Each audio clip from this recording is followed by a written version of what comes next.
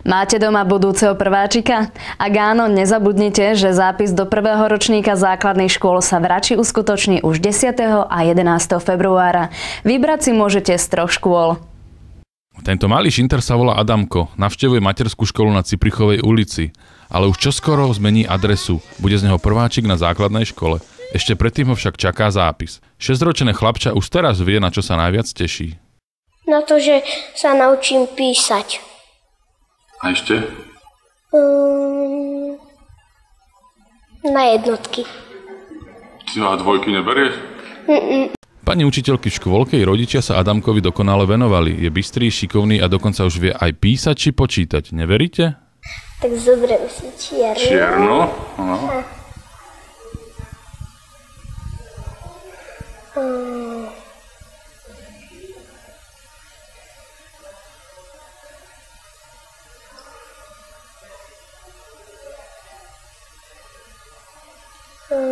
Teraz.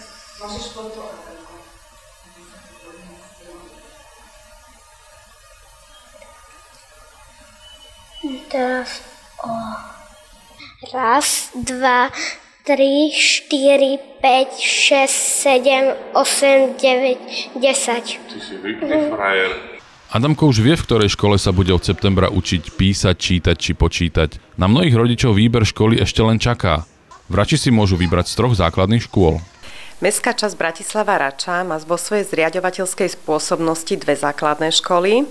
Základná škola s materskou školou Jana Amosa Komenského, to je lokalita Krasňany, a základná škola Tbiliského, to je lokalita Rača. Na území mestskej časti je aj cirkevná škola, tá je v podstate v tomto centre Rače.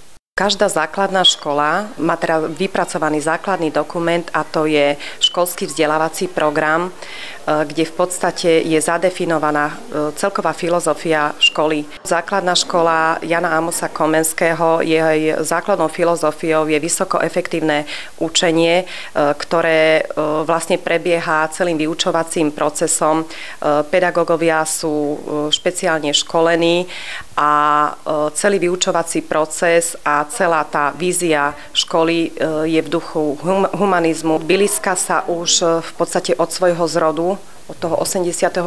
roku zameriava na výuku cudzích jazykov. Deti sa zápisu nemusia vôbec obávať. Školy sa snažia vytvoriť svojim novým prváčikom príjemné prostredie a navodiť náladu, aby sa v ich priestoroch cítili uvoľnene.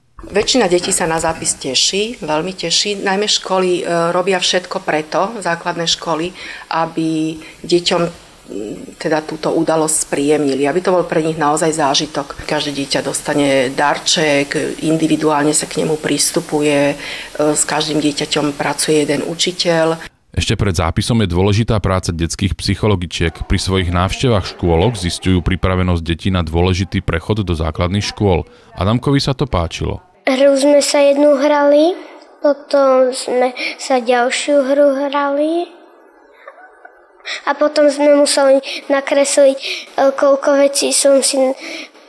vecí sme si zapamätali. Práca detských psychologičiek je nenahraditeľná. Neraz sa stretávajú s nátlakom zo strany rodičov, aby ich potomok bol zapísaný do prvého ročníka vo veku 6 rokov. Pritom nie vždy je to pre dieťa prospešné. Rodič má určitú predstavu, že čo by dieťa malo vedieť, čo je dôležité pre tú školu, a niekedy sa tá ich predstava nezhoduje s realitou. Čiže majú pocit, že dieťa je rozumné, bystré, strašne veľa informácií má, vie robiť s počítačom, navštevuje rôzne krúžky, chodí na angličtinu a tak ďalej, ale nie len toto je potrebné pre to zaškolenie.